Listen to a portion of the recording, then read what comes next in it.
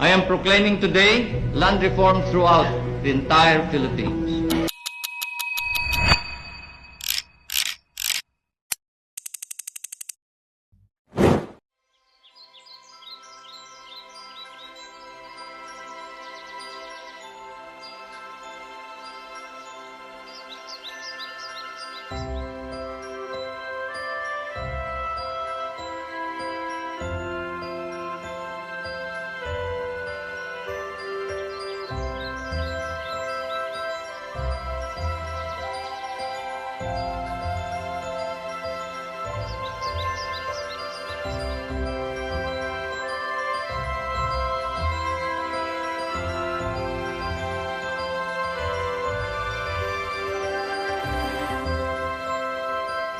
Ganito ang araw-araw na buhay ng mga magsasaka noon.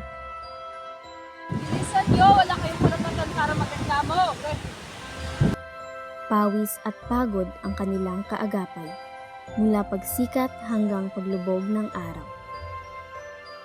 Subalit kahit anong paghihirap at pagsisikap ang kanilang ibigay, hindi kailanman naging sa kanila ang lupang kanilang sinasaka. Mga kasama, may magandang balita. May pupunta ditong tao. Bibigyan tayo ng lupa. Nasadya, matagal na tayo dito sa ating sitwasyon. Akala nila wala ng pag-asa. Ngunit Mami sa inyo ng lahat mga ka-farmer. So, kami ay yung mga assistant na nanggaling sa agrarian reform. So, nandito kami ngayon ay para sabihin sa inyo na ang agrarian reform ay bibigyan kayo ng sariling lupa or land. At dahil ito ay kayo na ang magdesisyon sa inyong lupain. At nakikita mo sa kanilang mga mukha na sobrang saya nila.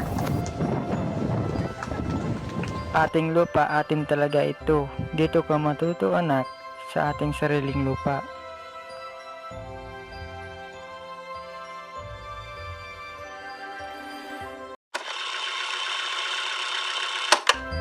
sa mahabang panahon, ang mga magsasaka ay nagtiis, nagpagod, at naghirap.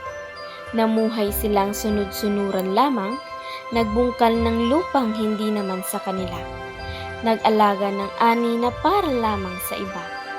Ang bawat patak ng kanilang pawis ay dala ng bigat ng kawalan.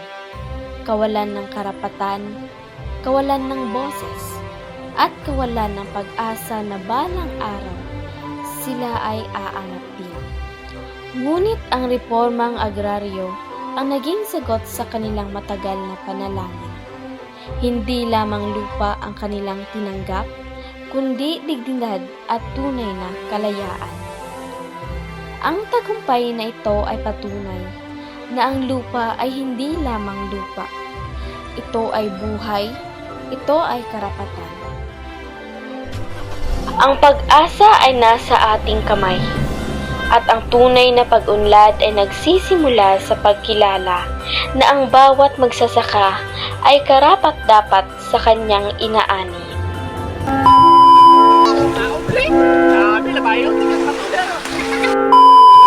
Isod kayong kinabuhi, kakaon may dagat. 1, 2, 3. Kamot sa ulo, kamot sa ulo.